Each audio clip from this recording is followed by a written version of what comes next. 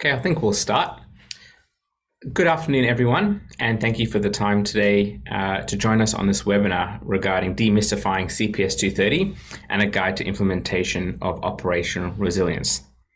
Just to introduce myself, my name is Darren Jacobs. I'm the head of product here at ReadyNow, and over the last couple of months, we have been in many discussions with a lot of our clients and partners regarding not just CPS230, but generally risk, compliance, and resiliency, and uplifting the relevant frameworks. The topic of CPS230 is definitely timely at the moment with the release of the final version back in July, so only 2 months ago. And so we've been conducting quite a few roundtables with a lot of our clients and partners regarding their approach and implementation and concerns and questions regarding CPS230. So a lot of those concerns, questions, and recommendations and key insights we'll be presenting today in today's webinar. And so it's going to be not just an overview of CPS230, but also some key considerations for implementation going forward. We are also going to be hosting a few of these roundtables going forward over the next coming months, which if you would like, you to receive an invite to those. It's an opportunity to discuss and with your fellow peers and professionals around their implementations and shared knowledge of approach to implementing CPS 230. So let's get started. First of all, a little bit of housekeeping. This webinar will go for approximately 30, maybe 40 minutes with a time for Q&A at the back. If you do have a question, please write your question using the Q&A area. There's a question little box in the Zoom toolbar. Please type it in there and I'll either attempt to answer it on the fly or at the end if we have time.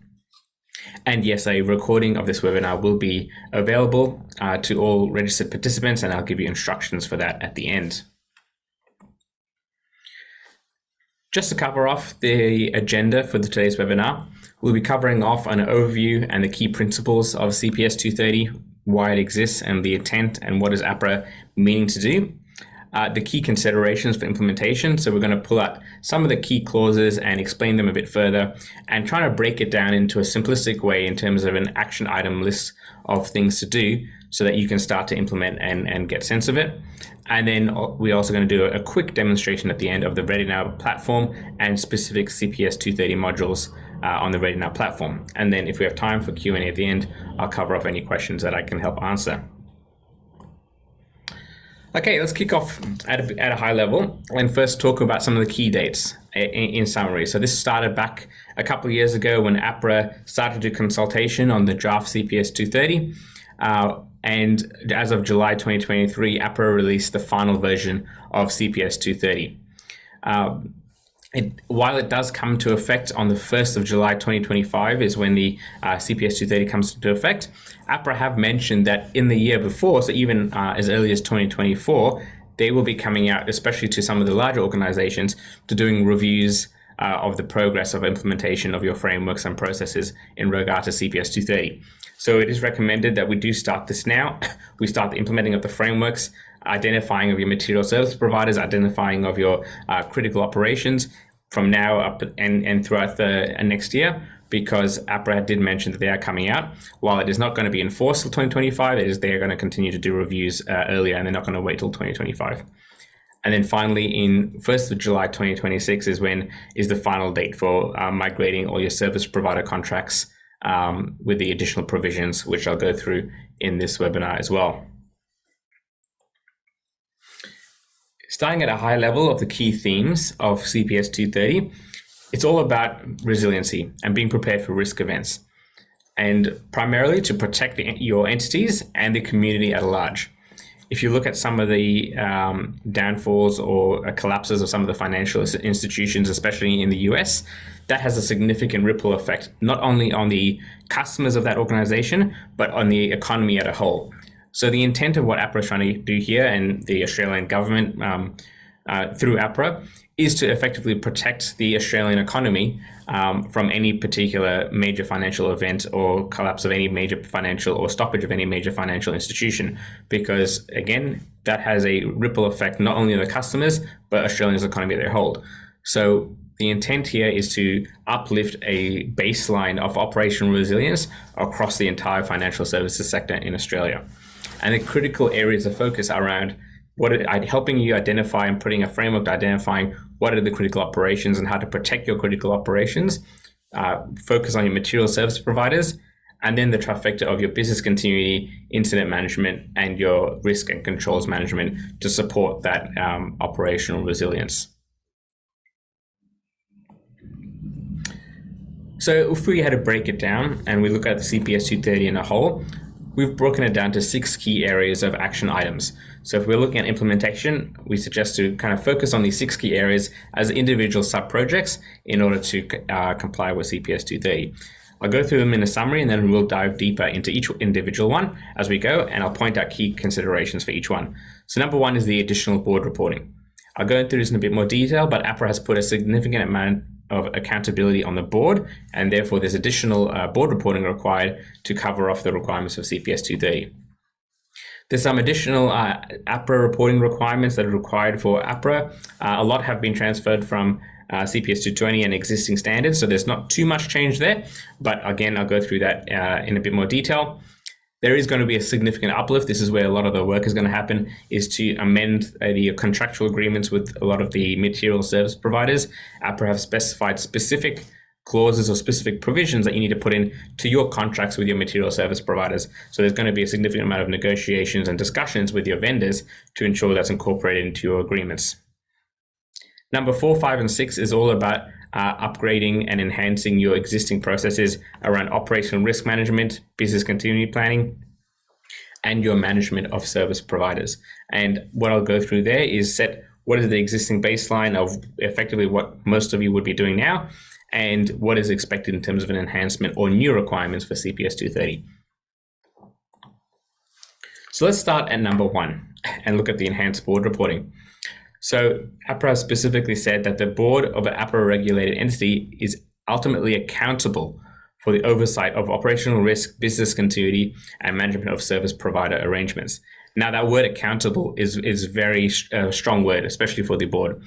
And what it's intended to do there is to put onus on the board and therefore filter that responsibility through to the business to make sure that the operational resilience in terms of risk management, business continuity, and your service provider arrangements is a responsibility across the board of the entire business and shouldn't be confined or siloed just to the risk department or the business continuity department.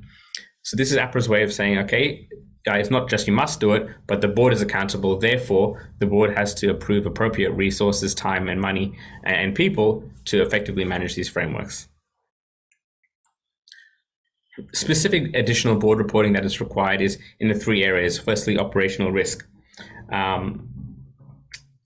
In order to provide to the board operational risk profile and specific action items for any control testing failures or control gaps or deficiencies have to be reported to the board with particular remediation actions that have been taken. Secondly, in business continuity, the board we have to provide a report on the tolerance levels for any critical operations and the tolerance and approved tolerance levels that are and remediation plans for any critical operations that don't meet the tolerance levels. And in addition to that, your internal audit function has to do an audit on the credibility of your business continuity plans to maintain critical operations. So it's not just now, it's taking that from just a ticker box exercise of having a business continuity plan to making sure it's a fully functional business continuity plan, because internal audit has to review it and give it the signature to make sure, yes, it is a credible business continuity plan and being rehearsed and being tested across various scenarios. And then that goes reported up to the board. And then finally, the service provider management has to be reported to the board. This is probably something that's done already at some capacity, but a list of material service providers and their compliance is important, their compliance with service provider management policy. So the board has to be aware of all your material service providers, but how compliant are they to the actual policies and the due diligence and the risk assessments that you conduct on your vendors?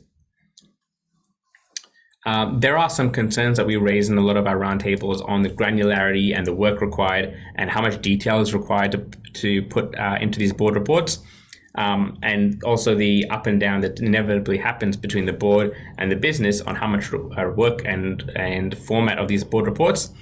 one of our recommendations and one of the discussions that we've had is to put a cover page on all your board reports and tying it back to the requirements of CPS 230 and the other standards.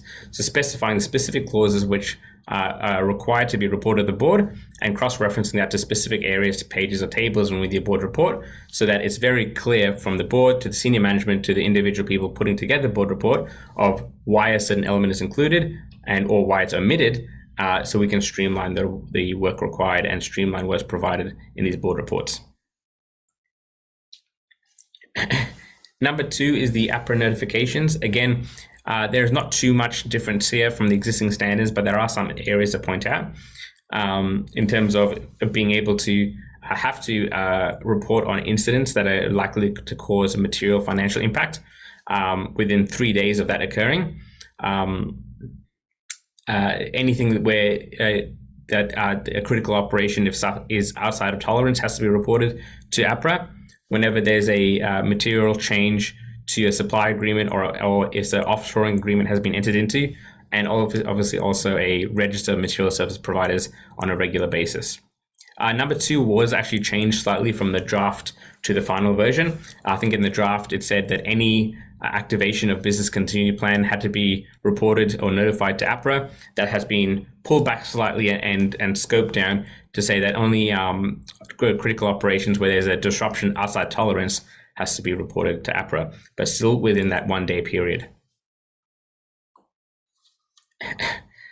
Okay, let's talk about now the uplift to existing processes around risk management, business continuity, and service provider management.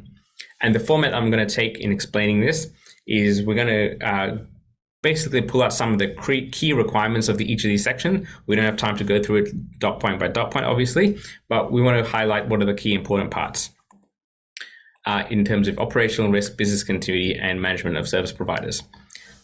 We have putting together effectively a checklist of implementation action items to uplift your processes for these 3 items. And what we're going to do is in these roundtables or one-on-one sessions, help you do a gap analysis if you require to help you comply with CPS 230 on the basis of this checklist on a one-to-one engagement.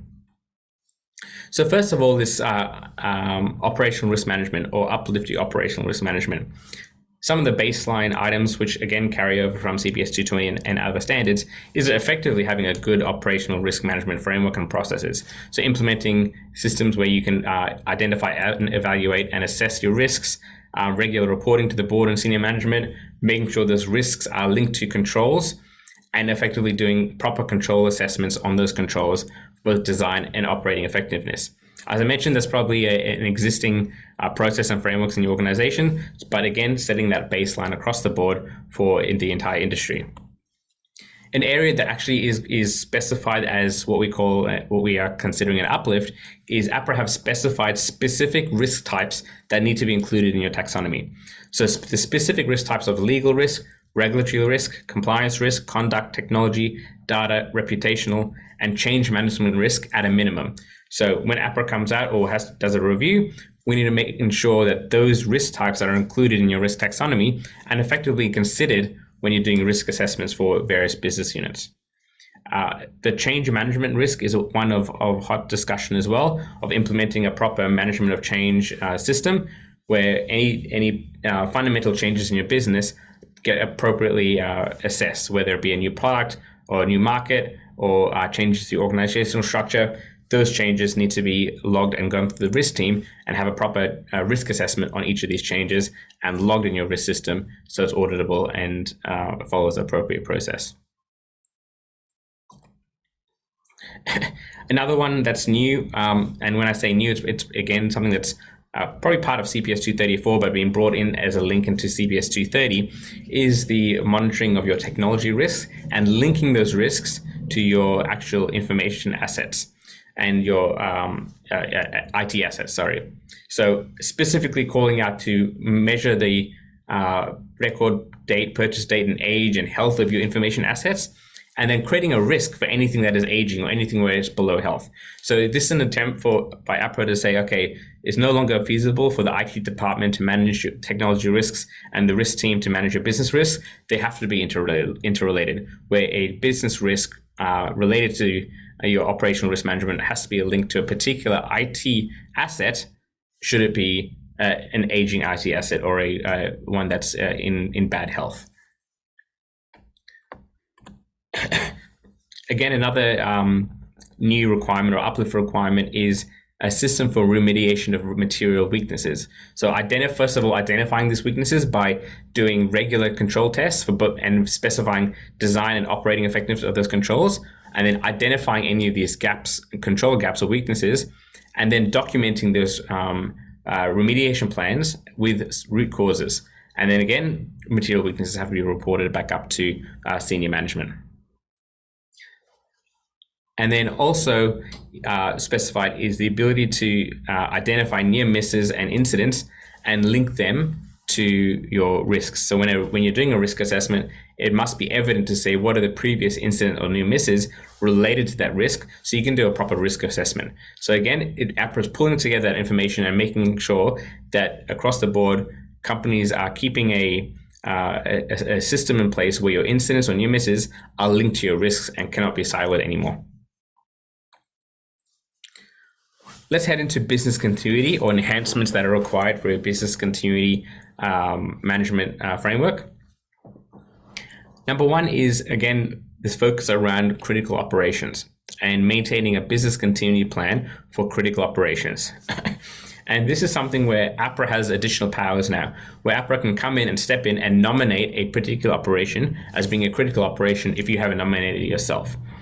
So there's a lot of discussion on what is this definition of critical operations and how do I define in my business what is a critical operation. Now, while CPS230 is an outcomes-based approach or outcome-based standard, which means it's non-prescriptive, there is quite a few examples of what is a critical operation in CPS230. And under clause 36, I won't read them all out. It's given some examples for different types of entities, for ADIs, insurers, RSC licenses of the different operations that could be considered as critical operations. But if we read the definition and you're putting it through a lens of, okay, how do I define critical operations? APRA defines it as any process where, if disrupted beyond tolerance levels, will have a material adverse impact on policyholders, beneficiaries, deposit holders, and other customers. So the key takeaway here is that it's very customer focused. So if we look at a critical operation and say, if a particular process operation in your business goes down beyond a tolerance level, will it affect your end customer? Right? So that's a way to narrow down and put into a lens of, is something a critical operation? Because at the end of the day, the intent of CPS230 is to protect your end customers and the overall financial health of the Australian economy.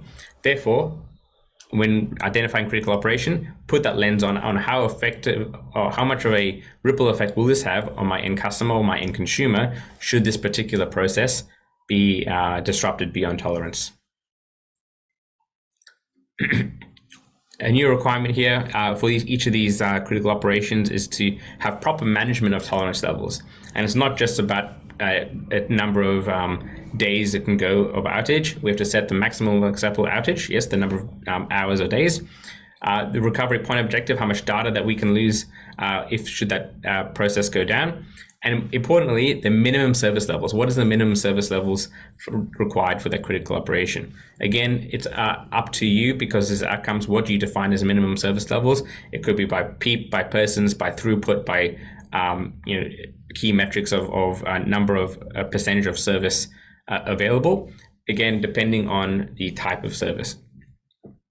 What's important here is, again, APRA has additional powers here. They can come in and nominate a specific tolerance level or change a tolerance level that you have nominated, depending on their experience and what they see as a additional risk factor within your organization. And of course, in terms of business continuity planning, it's important to have generate a list of severe but plausible scenarios. So again, a lot of emphasis on testing and rehearsing of business continuity planning. Again, and this is now a accountability or has to be reported up directly to the board, bringing the business continuity function right to the forefront of the CPS230 and the requirements for what the board needs to look at.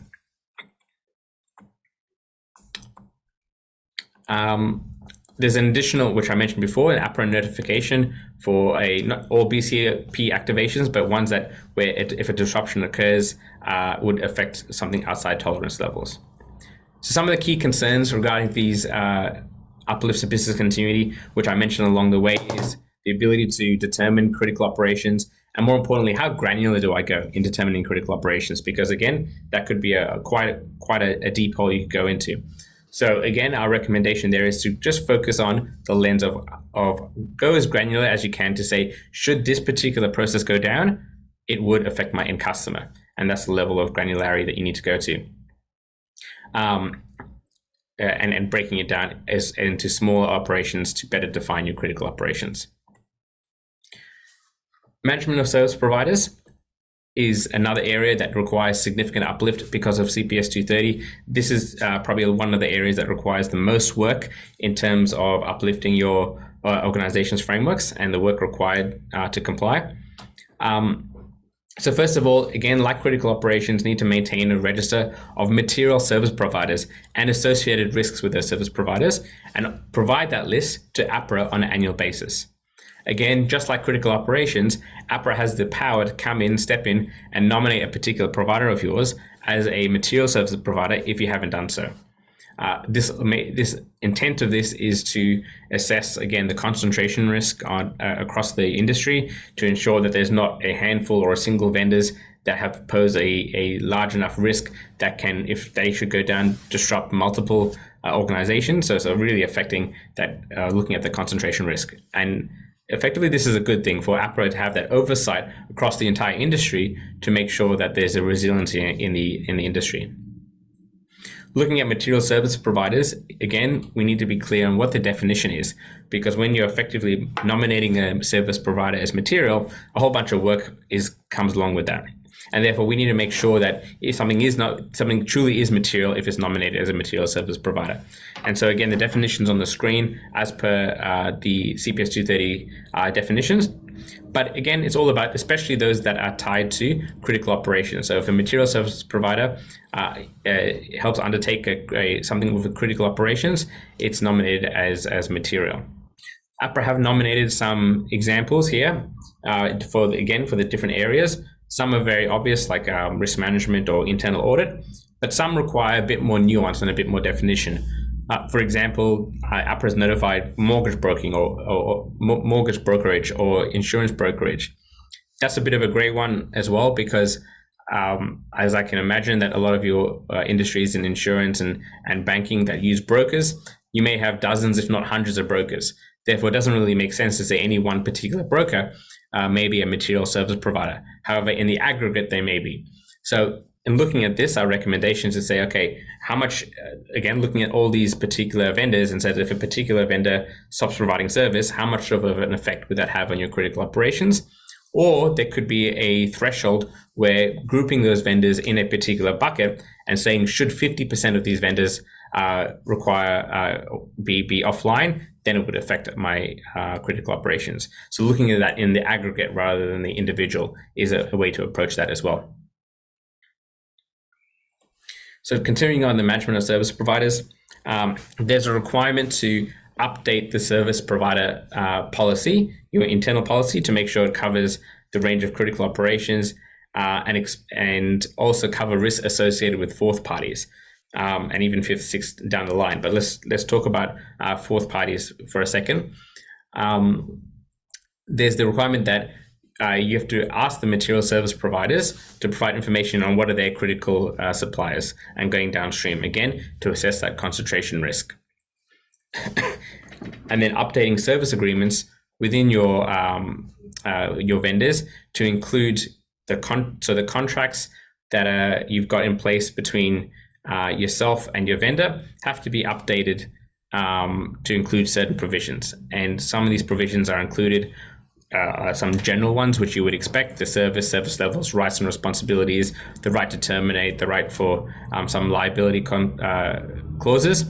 But some of the more ones that may cause a bit of sticking points with the vendors is a clause that has to be included to allow APRA to access documentation, data, and other information-related services to the provision of your service. So APRA can actually go in and look at the documentation, or even APRA has to have the right to go in and do an on-site visit to your service providers.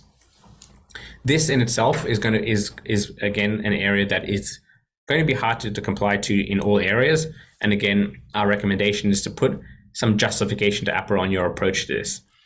We do know that, again, I'm going to the next slide, of some of the key concerns is going to be difficulty in negotiating with, especially with some of the larger service provider, to obtaining information, especially on their fourth parties or required information you need on due diligence. But not only that, is negotiating with these larger service providers to include these clauses in the contracts about APRA doing this on-site visit. This is going to be especially problematic in some of the IT or telco vendors that you use, because sometimes they will have a blanket no on-site site visits for their security purposes. So it's up to our recommendation is to put exceptions in your supply management policy to say what are the exceptions that you would accept, and therefore your justification needs to be provided to APRA should you not comply with a particular agreement there, because effectively there are going to be some vendors who have a blanket no, you're not allowed to do a site visit in their contract.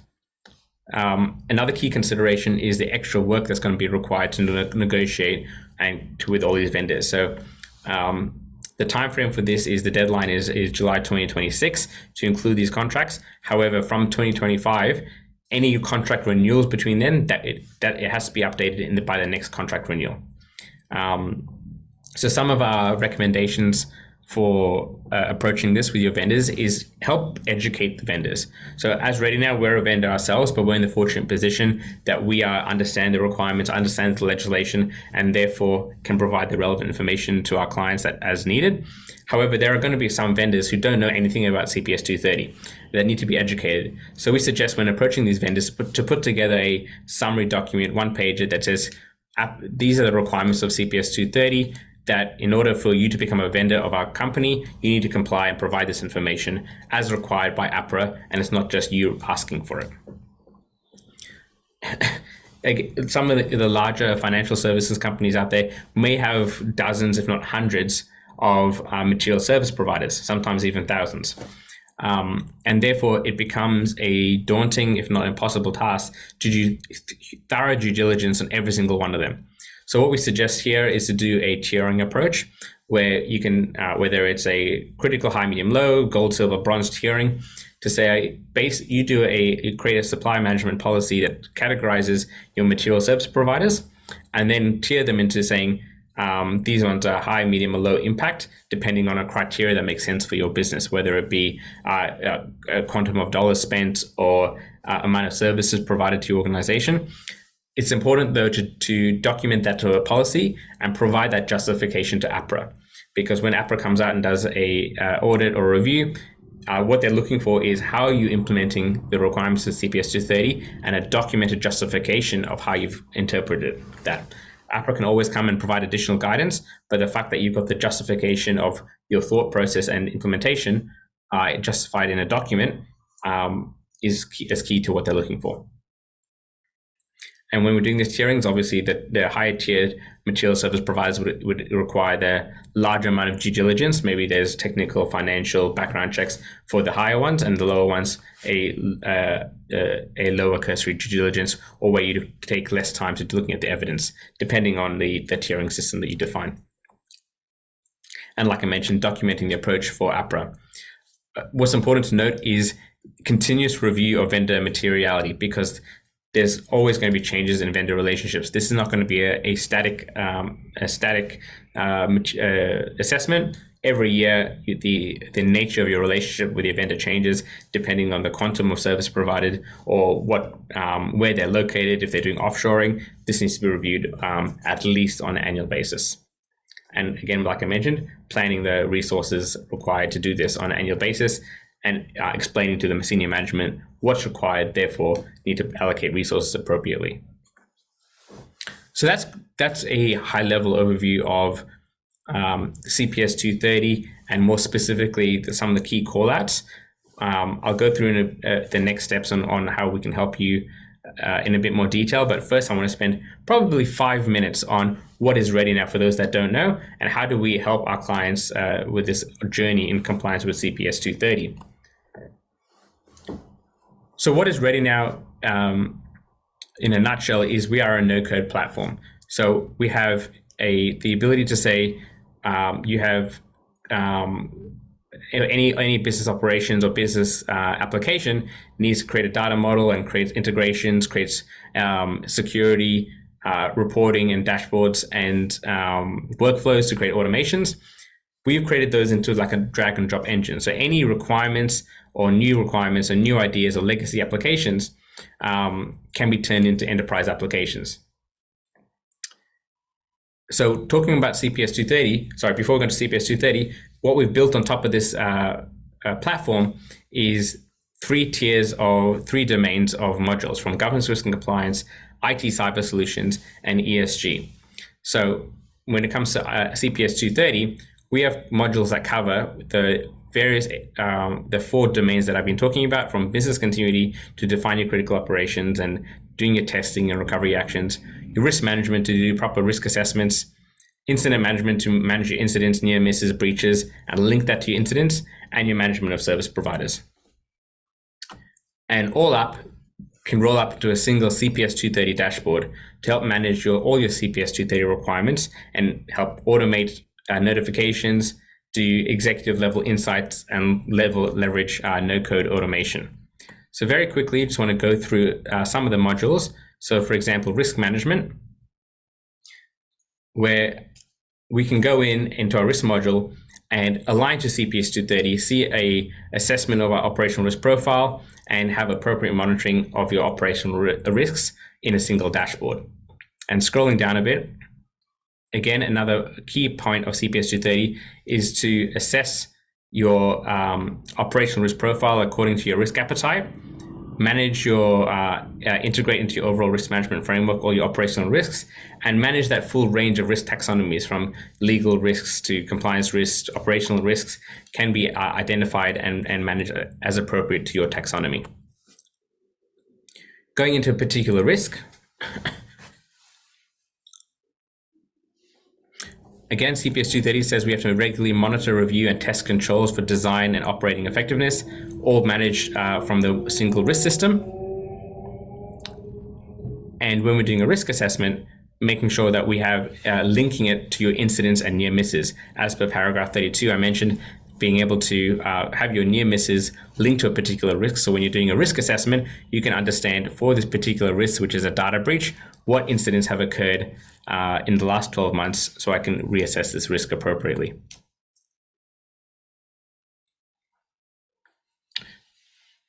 What's important as well, if any material weakness, is to do a proper risk treatment and identify what steps are we doing to treat a control failure or material weakness, and therefore we can document that risk treatment here.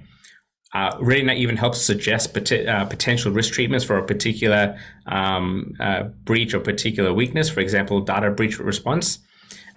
We can open up our AI suggestion engine to say, what are some suggested treatments for this particular risk? And therefore, it can help comply with CPS 230 to say, okay, we have a material weakness. What are some suggested actions I need to take? And therefore, you can use this as a starting point to create your action plan or for your remediation plan. From a business continuity context, again, covering the entire life cycle of doing your BIAs, identifying your critical operations, and helping set your tolerance levels, all within our business continuity framework. And then can automatically generate board reports. So we have to report to the board our critical operations, and for each critical operations, how are we managing your business continuity plans? So with the click of a button, you can create that information to be inputted into your board reports to help manage disruptions to those critical operations and report that up to the board. And of course, manage your testing. So again, a key requirement of CPS 230 is to effective management of those severe but plausible scenarios. And should a recovery test occur, or should a activation occur and you need to report it, you can document the date its report is sent to APRA for this particular activity, and also manage your disruptions and your activities. Finally, vendor management. A key component of CPS 230 is to have your vendor register, manage your assessment, and then manage what are your material service providers, which you nominate based on a certain criteria that you define. And going into a particular service provider, we can identify all the requirements of making sure we do financial and non-financial risk assessments on that vendor, making sure internal audit does reviews to review any of the outsourcing arrangements, and also keep a formal agreement and links to your formal agreements directly in the system.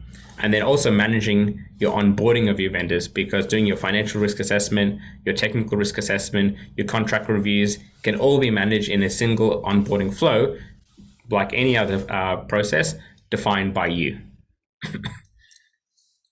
This then all rolls up into a CPS 230 executive dashboard, which sets a helicopter view for your management and possibly the board to see how are we complying with all the requirements of CPS 230. These dashboards have been designed by subject matter experts at ReadyNow to link to the specific clauses of CPS 230 to provide the information as required by each of the relevant clauses, from your control testing to your incidents, and of course to your business continuity, critical operations, and modifying your critical vendors and looking at the risk associated with your critical vendors as well. And finally, looking at the APRA notifications to say a module to be able to say, okay, a material service providers needs to be done on reported on an annual basis that's due upcoming in the next month. Therefore, put reminders and alerts and help you create those lists with a push of the button to create these APRA notification reports for APRA. And of course, I mentioned it's all built on this no-code platform, which means it's flexible to suit the maturity of your company. So we have a ready-to-go out-of-the-box risk control, business continuity, and vendor management. But as I'm showing you here, you have the ability to configure whatever you want to suit the maturity of your organization, whether it be changing the reporting, adding new reports, adding new fields, forms, functions, or processes. This can all be done with just a drag and drop, like I'm showing you, to add more information, less information, to adapt it to your organization. And of course, doing automation. So if we needed to do a risk assessment flow, or I mentioned the flow of vendors before, that's all done with a workflow. So you can define and make a consistent approach to enabling your business flow. And this is important for APRA to say, okay, what is your process for doing risk assessments or control assessments? And you can demonstrate that by showing who does go for approval, who gets notified, the automatic generation of documents, and even doing API callouts to third-party systems to make sure it's all integrated. In ReadyNow, we can define all these just with a drag and drop. And then also when a new requirement comes along, it's easy to amend this, and those with ReadyNow already with CPS 230, with CPS 230 requirements can just amend the processes and frameworks to suit the new requirements. Okay, so what are the next steps? Here, we do want to continue to provide more information. Our intent here is to help the industry and help everyone get up to speed with CPS 230 requirements. And with a journey for implementation. So we're going to be firstly providing the webinar recording and slides available, but also inviting you, if you wish, to CPS 230 industry roundtables, where we'll go through in a bit more detail of key considerations, questions, and linking you up with similar organizations who are going through this similar journey. And therefore we can share information going forward. We've run about 4 or 5 of these roundtables so far, and the feedback has been immense. That has been extremely valuable because it's been able to connect people up with that are responsible for implementing the various aspects of CPS 230 and sharing that knowledge of how examples of how people are defining critical operations, examples of how people are doing material service provider assessments, and sharing that knowledge internally. For those that signed up via the BCI website, if you could register via the QR code or the URL that's on screen, that will give us the information so we can send you out the recording and the slides, and you can also have an invite to the roundtable sessions. We're also going to be providing a lot more content going forward over the next few months and weeks regarding this. So if you register, you're going to be provided those emails and the additional information as well. So we probably have, I've gone over time. I probably have 2 minutes or so to cover off any particular questions. there's a question here on, there's quite a few questions. I probably won't be able to get through all of them, but I'll cover them off in a written response later. So any suggested frameworks for linking incidents or near misses to risks? That's a great question, because typically the risk system and the risk incident system could live separately. But not only that, even if they live together, how do we link a particular risk or breach to a particular incident without someone manually trawling through it? So there's a couple of answers to that. Firstly is what we suggest is categorizing or tagging a particular near miss or breach to a high level category in terms of a risk taxonomy. So as an example, you may have a risk for payments made to an incorrect vendor, or that would sit under a category of financial loss due to human error. Therefore, when a risk occurs, when an incident occurs for a payment actually made to an incorrect vendor, it can be tagged to that top level risk, which is financial loss, and therefore any risk is underneath that particular top level risk can link to a particular incident. As Ready Now, we're looking to implement features to help organizations do this using artificial intelligence. So as you saw in this demo, we've got AI to help you make suggestions for new treatments, or even new controls, or even new action plans, whatever you want. One area we're going to do next is helping create those relationships. So if a new incident comes in for someone made a payment to the incorrect vendor, an AI can automatically link that to the particular risk. So when you're doing a risk assessment, there's no manual work involved. So that's something going to be coming out over the next couple of months that we're excited to show you. But again, helping create these relationships is important. There's a question here on, do you have an example of any board report templates?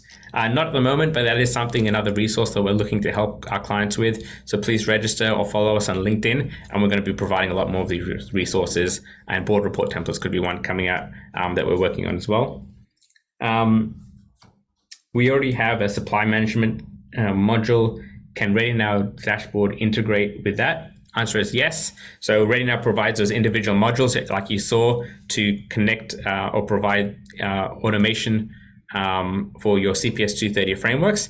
And in addition, we have that CPS230 module that sits on top of it to roll up all the relevant information. However, that CPS230 dashboard that sits on the top can integrate with an existing system if you so wish. So that can, and our consulting team can help you create those APIs, all with a drag and drop to pull out information from existing systems if needed. So I think I've probably run out of time. There's a couple of more questions, but what we'll do is we'll aim to answer those questions back in email and share those answers going forward. So one last note, just to say, if you could register using the QR code or that URL on the screen, that will ensure that you get any follow-up materials, and we'll also put you on the list for an invite for an upcoming roundtable with a similar company like yours. So again, we can all help each other comply. We're all in the same journey together to comply with CPS230. So let's help each other by sharing this information. We hope that this webinar has been useful and that you've had a few key takeaways to help you along this journey. If you have any questions or concerns, please feel free to reach out to myself. Link with me on LinkedIn, Darren Jacobs from Ready Now, and reach out and we can help you as you see fit. But other than that, thank you for your time, and we hope that you have a good rest of the day. Thank you all.